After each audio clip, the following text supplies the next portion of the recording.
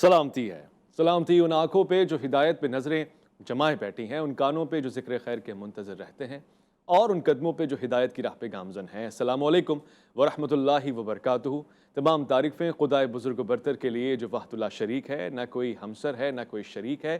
درود لا محدود محبوب رب الودود، راحت العاشقین مراد المشتاقین حضرت محمد مصطفیٰ، آپ کی آل پاک، آپ کے جانثار انصار اور اصحاب رضوان۔ آپ دیکھ رہے ہیں الف لام میم، میں آپ کا میزبان محمد اویس ربانی تہ دل سے آپ کو کہتا ہوں خوش آمدید۔ اللہ تعالیٰ نے یہ جو مخلوق بنائی ہے اسے جوڑے میں پیدا کیا ہے، اور پھر یہ جوڑا اس نے صرف انسانوں میں نہیں بلکہ حیوانوں میں بھی رکھا ہے، نباتات میں بھی رکھا ہے، اور پھر دیگر۔ پروردگار نے ایک قانون تو اس انسانوں کے لیے اور انسانوں کے دفاع کے لیے، اس کی مضبوطی کے لیے، نشو و نما کے لیے، اور پھر انسانی معاشرے کو محفوظ رکھنے کے لیے بنایا کہ یہ جو عورت ہے اس کو ایک معتبر مقام ملے۔ لفظ عورت بھی چھپا یا پردے میں رکھنے کی شے یا خود پردہ کرنے سے منسوب ہے۔ البتہ اسلام نے ایک خوبصورت اعزاز دیا ہے۔ اسلام نے کہا ہے کہ کوئی بھی نامحرم عورت کے اوپر نگاہ نہ رکھے، یہاں تک کہ مردوں کو یہ کہا ہے کہ نگاہیں جھکائے رکھو، اور عورتوں کو کہا ہے کہ پردہ کرو۔ امہات المومنین، آپ پہ ہمارا سلام ہو، آپ کے لیے فرمان ہوا وقرنا فی بیوتکن، مگر اس کے ساتھ ساتھ پردے کے احکامات بھی روشن کر دیے گئے۔ مسلمان خواتین اسی کے پیش نظر اپنے آپ کو پردے میں رکھتی، مگر آج سوال بڑا ایک سنجیدہ ہے، پردے کا حکم عورتوں تک ہی کیوں ہے، اور اس سے مراد کون سا پردہ ہے؟ لوگ تو کہتے ہیں کہ حیا اور ایمان تو آنکھوں اور دل کا کام ہے، اس میں لباس کا کیا لینا دینا؟ پھر یہ بھی سوال اٹھتا ہے کہ کیا یہ اسٹیٹ کا کام ہے، معاشرے کی ذمہ داری ہے، یا ایک فرد کا حق ہے وہ چاہے تو اپنی مرضی کا لباس پہنے، چاہے تو پردہ کرے، چاہے تو نہ کرے؟ میں ان تمام سوالوں کے جوابات لینے کے لیے علماء کرام کو اس بزم میں لے آیا ہوں، اور مجھے بڑی خوشی محسوس ہو رہی ہے کہ آج کے علماء کرام ہمیشہ سے معتدل رائے دینے والے دین حقہ کی سربلندی کے لیے، خاص طور سے میرے پہلے مہمان ہمیشہ بہت پیاری گفتگو فرماتے ہیں قرآن و حدیث کی روشنی میں، اور ایک بہترین مطالعہ پیش کرتے ہیں۔ میں خوش آمدید کرنا چاہتا ہوں ڈاکٹر قاری خلیل الرحمان جاوید کو۔ السلام علیکم ورحمۃ اللہ۔ وعلیکم السلام ورحمۃ اللہ وبرکاتہ۔ خوش آمدید کہوں گا اپنے دوسرے مہمان کو آپ کی موجودگی میں، بہت ہی پیارے ہیں، اور ان سے بھی مجھے اسی طرح کی توقع ہے۔ مطالعہ بہت قوی ہوتا ہے، خاص طور سے تقابل ادیان کے حوالے سے ہو، یا پھر شرعی احکامات کے حوالے سے ہو، فقہ کے حوالے سے ہو، میں بہت کچھ ان سے حاصل کر سکتا ہوں۔ ڈاکٹر مفتی نثار اختر، السلام علیکم ورحمۃ اللہ۔ وعلیکم السلام ورحمۃ اللہ۔ قاری صاحب، میں آپ سے آغاز کرنا چاہتا ہوں اور یہ جاننا چاہتا ہوں ڈاکٹر صاحب کہ حجاب کا حکم اسلام میں خواتین کے لیے مختص ہے، کس طرح سے ہے، اور کتنا شرعی پردہ ہے جو ایک عام عورت کو کرنا چاہیے؟ جزاکم اللہ۔ غالباً تقریباً کوئی سن 4 ہجری کی بات ہے۔ قرآن مجید میں سورہ احزاب میں اللہ رب العالمین نے یہ حکم نازل فرمایا کہ یا ایھا النبی قل لازواجک و بناتک و نساء المؤمنین یدنین علیہن من جلابیبہن۔ اس سے پہلے سیدنا فاروق اعظم رضی اللہ تعالیٰ عنہ کئی مرتبہ نبی مکرم صلی اللہ علیہ وسلم کو یہ مشورہ دے چکے تھے کہ اللہ کے رسول کم از کم آپ اپنی خواتین سے کہیں کہ وہ پردہ کر کے حجاب میں باہر آیا جایا کریں، اور اللہ کے رسول تو ظاہر بات ہے، قرآن مجید خود کہتا ہے کہ ما ینطق عن الہویٰ ان ہوا الا وحی یوحیٰ۔ آپ فرماتے کہ اللہ تعالیٰ نے مجھے اس کا حکم نہیں دیا۔ آخر اللہ تعالیٰ کو بھی سیدنا فاروق اعظم رضی اللہ تعالیٰ عنہ کی یہ رائے، جو کہ بالکل صواب پر مبنی تھی، پسند آئی، اور اسی رائے کو قرآن مجید کی آیات بنا کر جبریل امین کو بھیجا، اور یہ احکامات جاری فرمائے۔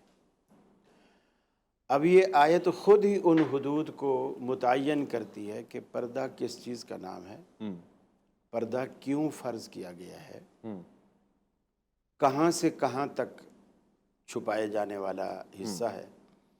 جیسا کہ آپ نے اپنے انٹرو میں بھی فرمایا کہ عورت نام ہی اس چیز کا ہے کہ اسے چھپایا جائے، جی، اور ہمیشہ اچھی اور قیمتی چیز کو انسان چھپاتا ہے۔ واہ، اس کا یہ بھی مطلب ہے کہ اسلام نے عورت کو کوئی گھٹیا یا سطحی چیز نہیں سمجھا، بلکہ زیادہ قیمتی چیز سمجھا۔ جس طرح اگر میرے پاس 5,000 نوٹوں کی گڈی ہو یا ڈالروں کی گڈی ہو، اور میں किसी चौक चौराहे पे खड़े होकर उन्हें गिनने नहीं लगूंगा, दुनिया को मैं नहीं दिखाऊंगा, बल्कि मैं छुपाऊंगा और बताऊंगा भी नहीं, इसलिए कि ये दौलत है, मेरी नज़र में इसकी कीमत है। तो गोया इस्लाम की नज़र में भी औरत एक दौलत है, और इसे घर में भी ऐसी जगह रखना चाहिए वाह वाह सुभान अल्लाह, जहाँ किसी को कानो कान खबर भी ना पड़े। फिर अल्लाह ने जो वहाँ लफ्ज़ इस्तेमाल किया, युदनीन अलैहिन्न मिन जलाबीबिहिन, जिलबाब कहते हैं सर से लेकर पाँव तक ऐसा कपड़ा जो ऊपर से लटके और नीचे तक चला जाए, वो जिलबाब है। अच्छा, कुछ लोग कहते हैं कि नहीं, बाकी तो पर्दा ठीक है, लेकिन चेहरे का पर्दा नहीं होना चाहिए, चेहरा फेस खुला रहना चाहिए, जैसे बाज़ ममालिक में लोग करते भी हैं इस तरह का पर्दा कि स्कार्फ वगैरह लगा लेते हैं, जिससे सर भी छुप जाता है, साइडें छुप जाती हैं और फेस पूरा खुला रहता है। सवाल ये है कि अगर इस आयत से जो कुरान मजीद सूरह अहज़ाब में अल्लाह रब्बुल आलमीन ने नाजिल की, अगर इस आयत में चेहरे का छुपाना मकसूद नहीं है, बाकी जिस्म का छुपाना है, तो इस हुक्म के नाजिल होने से पहले ख़वातीन जिस्म का कौन सा हिस्सा खोल के चला करती थी कि अल्लाह को ये कहना पड़ा कि तुम जब बाहर निकलो तो चादर डाल लिया करो? यही तो था।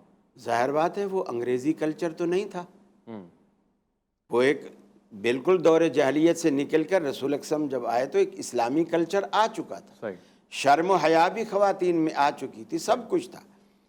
वो कपड़े तो ख़वातीन पहनती थी, खुला क्या होता था?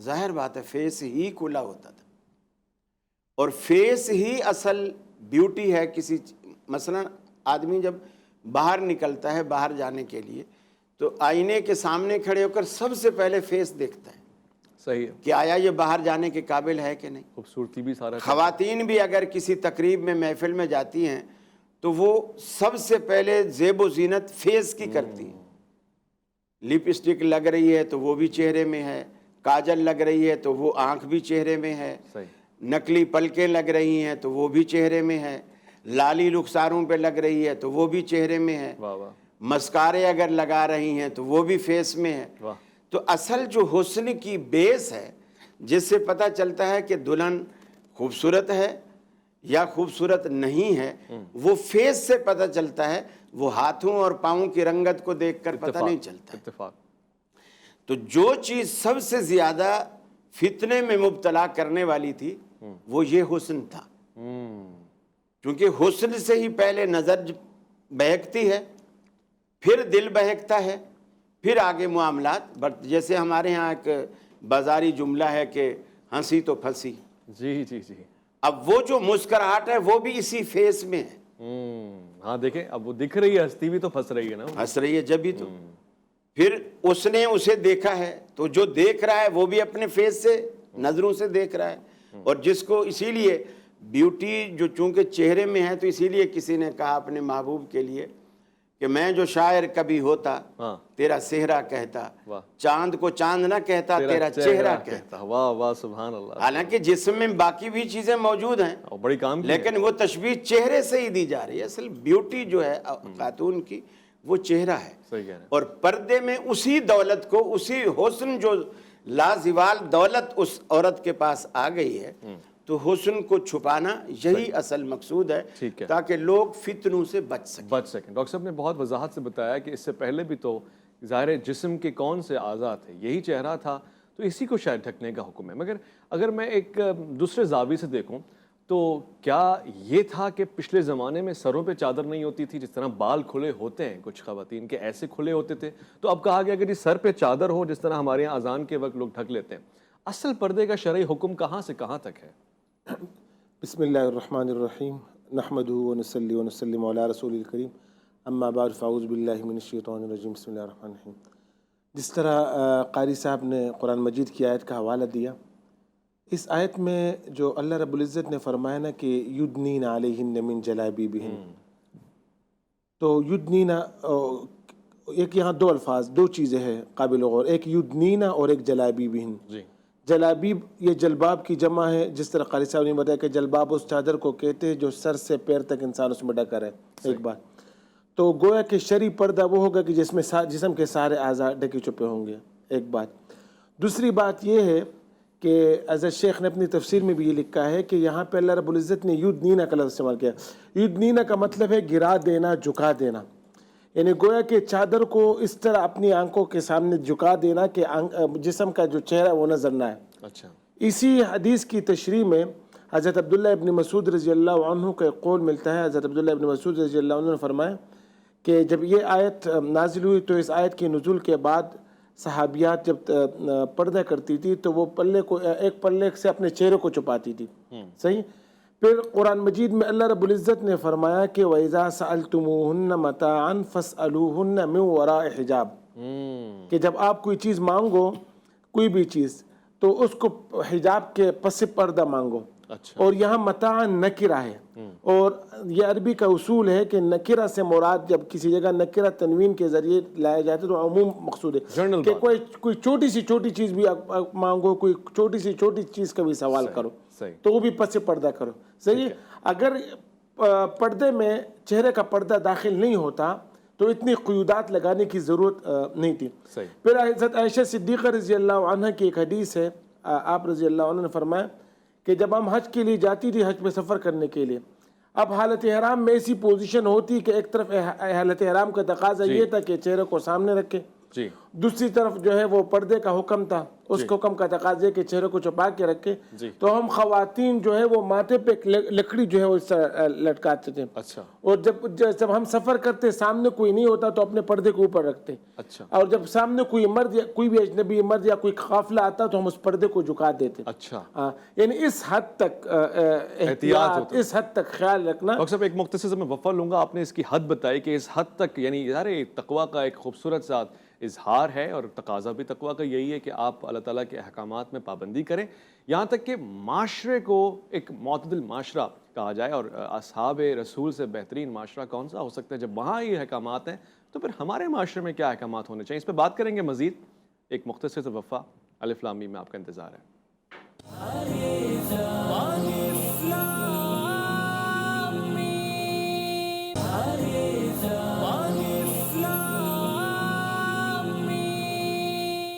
خوش آمدید میری بہنیں جو پروگرام دیکھ رہی ہیں، مائیں اور وہ خواتین معاشرے کی کہ جو اس پروگرام سے اللہ تعالیٰ کے قرب کو حاصل کرنا چاہتی ہیں، جاننا چاہتی ہیں کہ اللہ کے رسول نے صلی اللہ علیہ وآلہ وسلم کیا حکم فرمایا ہے پردے کے لیے، اور وہ اس پردے کو اختیار کر کے اللہ اور اس کے رسول کی خوشنودی کو حاصل کرنا چاہتی ہیں۔ میں ان کی تائید کرنا چاہتا ہوں، حوصلہ افزائی کرنا چاہتا ہوں، شاباش کہنا چاہتا ہوں، اور ان لوگوں کی میں ڈسکریجمنٹ کرنا چاہتا ہوں کہ جو بہت ساری خواتین کو نوکری یا پھر ان کی ذمہ داری سے دور کر دیتے ہیں، یہ کہہ کے کہ جی تو پردہ کرتی ہیں، یہ ہمارے یہاں سوٹیبل نہیں ہے، ایڈجسٹیبل نہیں ہے، یہ کسی بھی طور سے ہمارے کام نہیں آ سکتی۔ خبردار، میں چاہوں گا وہاں پہ وہ بہنیں جو پردہ اختیار کرتی ہیں ان کو ذرا احکامات اور اس کے سیاق و سباق میں لے کے جاؤں۔ قاری صاحب، جب آپ نے بیان فرمایا کہ ایک تو یہ کہ سر سے پاؤں تک چہرے کا ڈھکا ہونا، پھر آپ نے بتایا کہ وجہ بھی نظر آتی کہ چہرہ ڈھکا ہوا ہو، مگر اس میں مختلف قسم کے آج کل برقعے بھی ہمارے پاس ہوتے ہیں، مثلاً افغانستان میں جو پہنا جاتا ہے اس میں تو گویا آنکھیں بھی بہت مشکل سے دیکھ پاتی ہیں، جالی سی نظر آتی ہے، شٹل کاک وغیرہ اس کو کچھ کہتے ہوتے ہیں۔ دوسرا ہمارے پاس یہ ہوتا ہے کہ جی ہمارے ہاں دوپٹہ اس طرح سے اوڑھ لیا جاتا ہے یا اسکارف باندھ لیا جاتا ہے، تو جو شرعاً اچھا اور بہترین اور میں سمجھتا ہوں کہ قابل قبول، بلکہ میں یوں کہوں گا کہ امہات المومنین اور اہل بیت کا پردہ ہے، وہ کیا ہے؟ ویسے صحیح معنوں میں دیکھا جائے نا، آج کل ہمارے کلچر میں، اس دنیا میں، جسے آپ نے افغانستان کا پردہ کہا نا، یہ بہترین برقع ہے۔ اس سے زیادہ شرم و حیا کی حفاظت کسی اور کپڑے میں ہو ہی نہیں سکتی، اس لیے کہ آپ 16 سال کی لڑکی کو بھی اگر وہ برقع ڈال دیں گے نا تو آپ کو لگے گی کہ اندر 80 سال کی بڑھیا ہے۔ کسی کے بھی وہ جذبات، جو اگر فتنے والا کوئی شخص ہے جو اپنے دل میں گندے جذبات رکھتا ہے، وہ اس سفید برقعے کو دیکھ کر اس کے وہ جذبات کبھی بھی برانگیختہ نہیں ہو سکتے۔ ایک تو یہ، دوسرا جو ہمارے ہاں فیشنی جو برقعے مشہور اور معروف ہیں، چلتے ہیں، برقعے کا مقصد ہے آرائش اور زیبائش کو چھپانا۔ ہمارے ہاں برقعے ایسے بنائے جاتے ہیں کہ آرائش اور زیبائش کو اور دوبالا کر دیتے ہیں، اس پہ موتیوں کا کام، اس پہ کڑھائیوں کا کام، اس پہ سلائیوں کا کام، پھر سلائیاں اور کڑھائیاں بھی ایسی ایسی جگہ پر جو اصل چھپانے کی جگہ ہے، اللہ مثلا سینے والا ایریا ہے وہاں کڑھائیاں ہیں، بیک ہے وہاں کڑھائیاں ہیں، تاکہ آدمی چلتی ہوئی خاتون کو دیکھے تو ان جگہوں کو ضرور دیکھے، ظاہر بات ہے وہ چیزیں متوجہ کرنے والی ہیں۔ تو یہ وہ پردے کا جو مقصد ہے وہ مقصد ہی فوت ہو گیا۔ پردے کا مقصد تھا حسن کو چھپانا، نہ کہ حسن کو دوبانا کرنا۔ تو ایسا پردہ بھی ناجائز اور حرام ہے جو عورت کے حسن کو اور دوبالا کر دے اور لوگوں کو اور اپنی طرف متوجہ کرے۔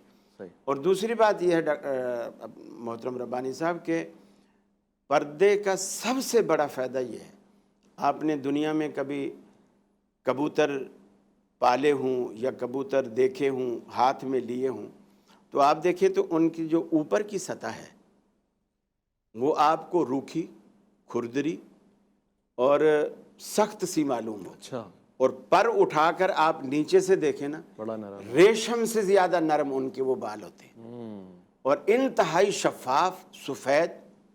کیوں؟ اوپر کا جو ایریا ہے سورج کی تپش، دھوپ، تمازت اسے جلا کے اس میں خشکی پیدا کر کے اس کی وہ لطافت کو ضائع کر دیتی ہے، اور جو اندر پردے میں چھپے ہوئے حصے ہیں وہ نرم و نازک ہے۔ اسلام یہ چاہتا ہے جس عورت کو کسی مرد نے پسند کر کے اس سے شادی کی ہے، جی، یہ اس کی پسندیدگی زیادہ لیمٹ تک برقرار رہے۔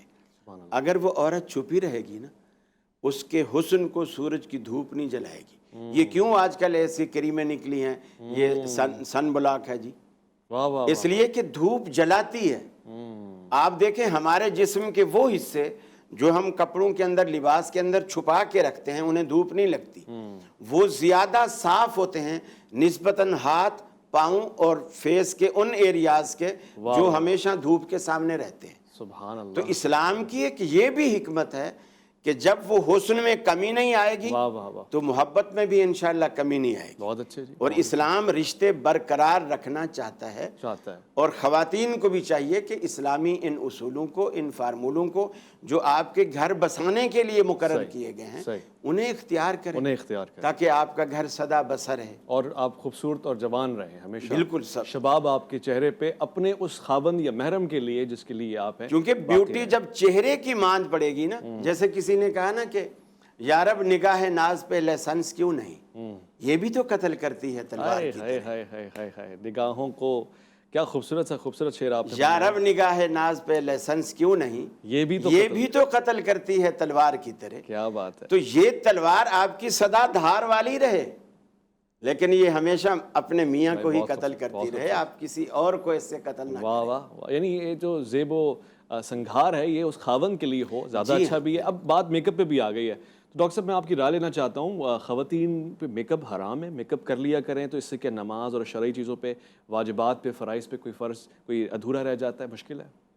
دیکھیے خواتین کے لیے بناؤ سنگار جو ہے وہ ایک لمٹ کے اندر رہتے ہوئے اس پہ شریعت نے اس کو اجازت دی ہے۔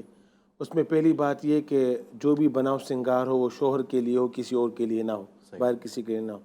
دوسرے نمبر پر اس میں یہ ضروری ہے کہ اس میں اللہ کی تخلیق میں کوئی تبدیلی لازم نہ آئے، کوئی ایسا کام کرنا جو اللہ پاک نے بنایا، انسان اپنے جسم میں کوئی ایسی تبدیل کرے، کسی جگہ بال نکالے اس کی جگہ اور بال لگائے، یہ مطلب یہ ہوتی اللہ کی تخلیق میں تبدیلی کرنا۔ مثلا کالی آنکھیں میں نے نیلے لینس لگا دیے خواتین نے، تو وہ یہ تخلیق میں تبدیلی آئے گی؟ دیکھیں یہ تو عارضی طور پر ہے، لینس لگانا یہ تو چلو عارضی طور پر ہے، کہ مستقل طور پر کوئی ایسا کام کرنا کہ جس سے انسان کی تخلیق بھی چینج ہو جائے، عموماً اس پہ تو سب متفق ہے کہ ایسی چیزیں مطلب نامناسب ہے، بلکہ جائز بھی نہیں ہے۔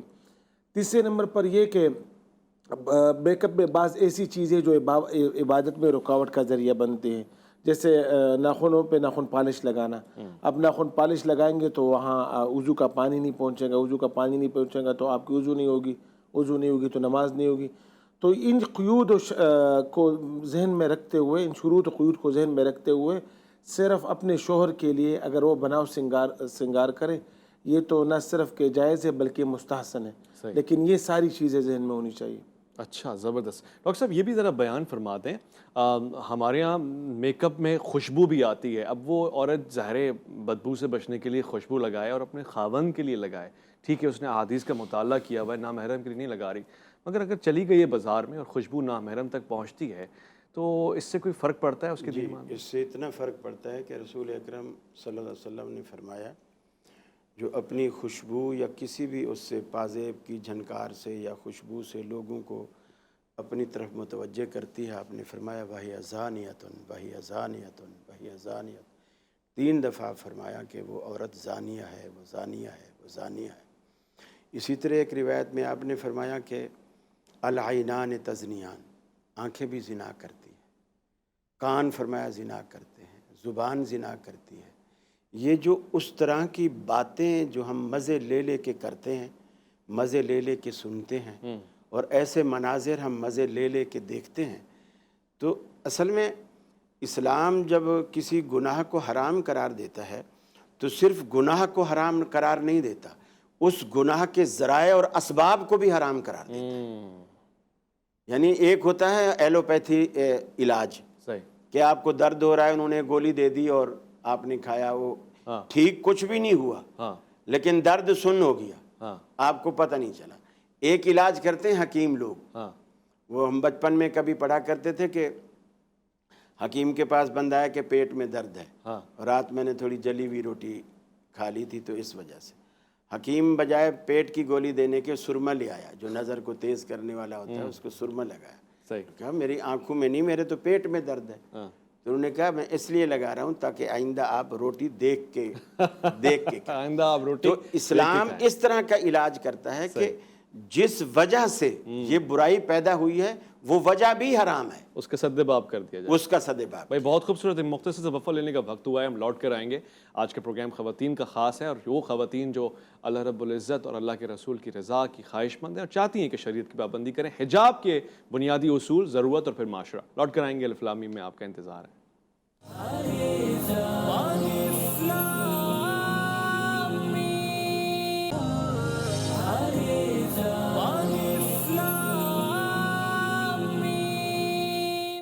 الف لام میم میں خوش آمدید۔ حجاب کے حوالے سے گفتگو ہو رہی ہے۔ آپ نے حجاب نہیں کرنا سوال کرتے ہوئے، اور آپ نے کوئی حجاب نہیں رکھنا جب آپ قرآن شریف کو پڑھتے ہیں، احکامات کو جاننے کی کوشش کرتے ہیں، تو علماء کرام سے بھی آپ ایسے ہی پوچھ لیں جیسے کہ یہ فقیر نادان انسان پوچھ لیا کرتا ہے، ضدی انداز سے اور تسلسل سے، تکرار سے۔ میں ڈاکٹر صاحب آپ سے یہ سوال پوچھنا چاہتا ہوں کہ وہ بچیاں جن کے ابھی یعنی سن بلوغت جو بھی ہے، مثلا کیا ایک شرعی حد ہے کہ جس عمر پہ آ کے ان پہ پردہ واجب ہو جاتا ہے، فرض ہو جاتا ہے، کن احکامات کے ساتھ ہو جاتا ہے؟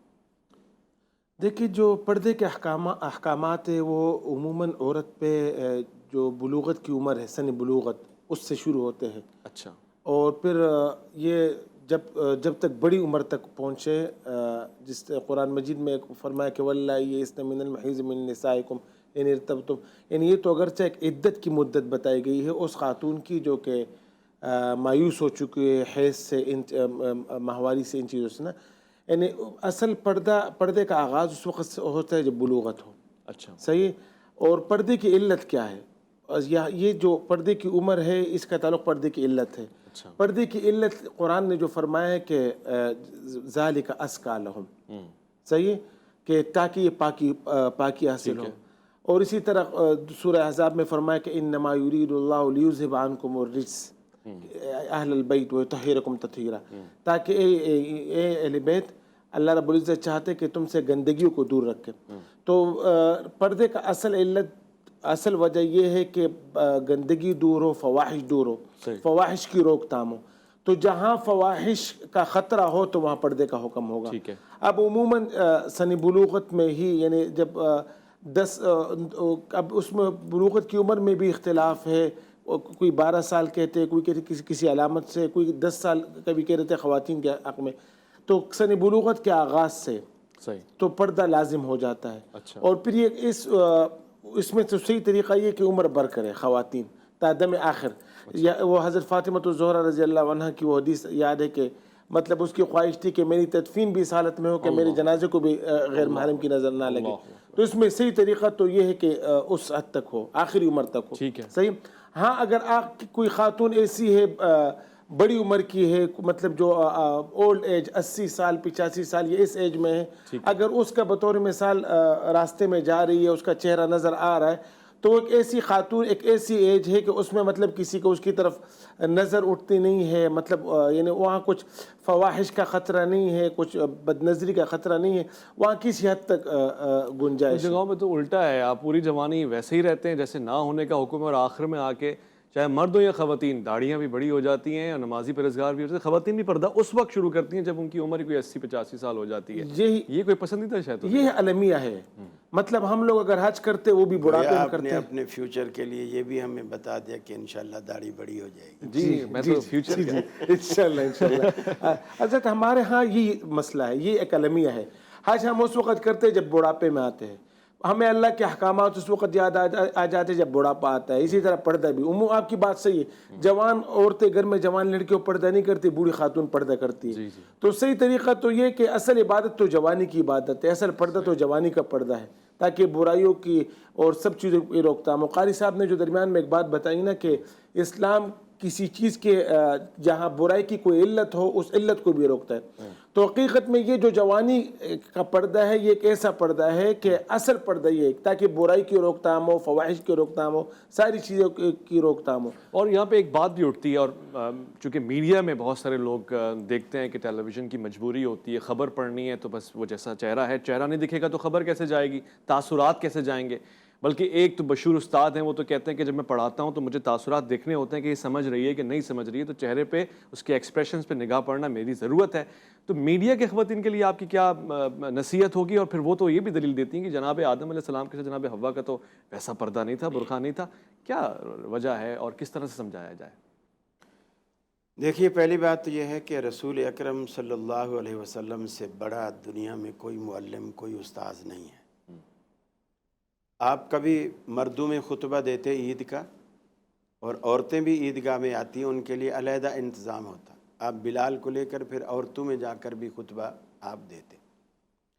لیکن آپ نے کبھی بھی ان سے نہیں کہا کہ جب میں تمہیں خطبہ دیا کروں تو اپنے چہرے کھلے رکھا کرو تاکہ میں تمہیں چہروں سے یہ دیکھ سکوں کہ میری بات تم سمجھ رہے ہو یا نہیں سمجھ رہے.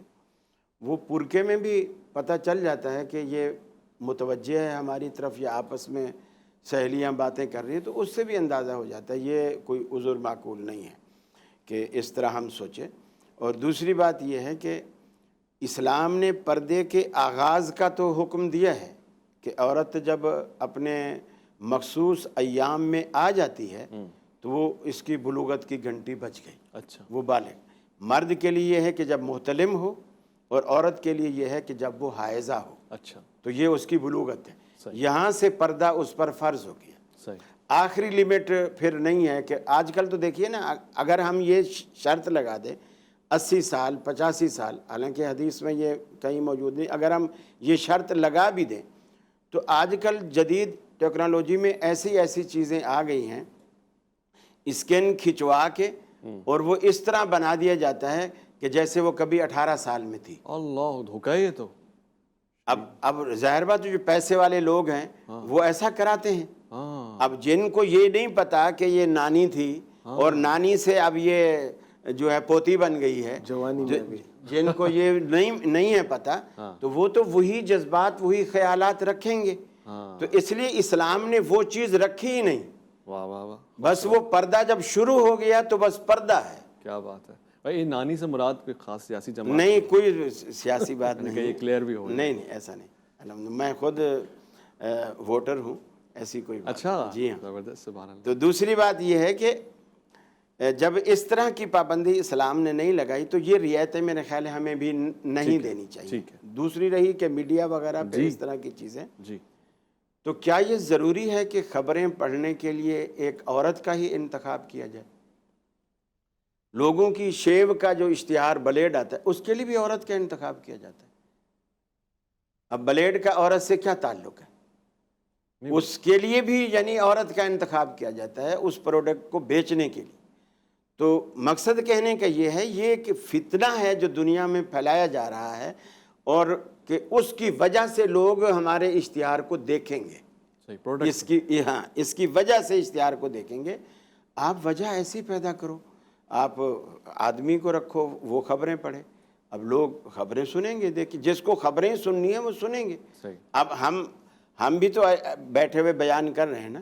آخر لوگ دنیا میں ایسے بھی تو ہیں نا, ان داڑھی والوں کو بھی سنتے بھی ہیں, دیکھتے بھی ہیں, پسند بھی محبت بھی کرتے ہیں, اور اپنے کمنٹس بھی بھیجتے ہیں, فیڈ بیک بھی دیتے ہیں, سب کچھ کرتے ہیں. تو جیسا آپ لوگوں کا ذہن بناؤ گے, جیسا ماحول دو گے, تو انشاءاللہ یہ معاشرہ اسی کالم میں ڈھلتا چلا میں جائے یہ گا. سمجھ سکتا ہوں کہ قاری صاحب مشورہ دے رہے ہیں ایڈورٹیزمنٹ کمپنیز کو کہ بلیڈ وغیرہ کی جگہ پہ, یعنی جب آپ بلیڈ کا اشتہار دے رہے ہیں تو خواتین کی جگہ داڑھی والا آدمی کھڑا ہو, شیو کر رہا ہو, ایسے نہیں, اس لیے کہ ہم تو شیو کے ویسے خلاف قائل نہیں ہے. ٹھیک ہے, بہت شکریہ. میں قاری صاحب کا, ڈاکٹر صاحب قاری صاحب کی بات میں ایک بات یاد آئی نا, اور پیارے نبی صلی اللہ علیہ وسلم کے پاس ایک بوڑھی خاتون آئی اور آپ سے کہنے لگی کہ میرے لیے دعا کیجیے کہ میں جنت میں چلی جاؤں. جی, تو آپ نے فرمایا کہ بوڑھی خاتون جنت میں نہیں جا سکتی. تو وہ خاتون رونے لگی. تو آپ صلی اللہ علیہ وسلم مسکرائے اور فرمانے لگے کہ نہیں, آپ جنت میں جاؤ گی لیکن جوان ہو کے جاؤ گی. تو قاری صاحب نے جو 80 سال والی بات کی کہ وہ جوان ہو جائے تو پھر جوانی والے احکامات ان پہ لاگو ہوں گے نا. بہت شکریہ مفتی ڈاکٹر نثار اختر صاحب آپ کا, بہت شکریہ ڈاکٹر قاری خلیل الرحمان جاوید صاحب آپ کا. خواتین و حضرات, آپ نے اس گفتگو کو تحمل کے ساتھ سنا ہے اور تدبر کے ساتھ آپ اس پہ غور و فکر کریں گے, اور اس کے بعد آپ سے میں عمل کا تقاضا چاہتا ہوں, خواہش ہے, اور یہی میرا مقصد ہے کہ یہ پیغام جہاں تک پہنچے برصغیر پاک و ہند میں, ہندوستان, پاکستان, امارات, مصر اور پھر یورپی ممالک میں, وہ دیکھ لیں کہ جتنی بھی پابندیاں ہوں, چاہے قوانین اس کے سخت خلاف ہوں, مگر آپ نے اللہ رب العزت کی رضا کے طلبگار رہنا ہے. میں آپ سے اجازت چاہتا ہوں, اپنا خیال رکھیں گے, آپ اپنے سے بڑھ کے خیال رکھیں گے ملک پاکستان کا, اللہ کے فرمان کا. ویس ربانی کو دیجیے گا اجازت.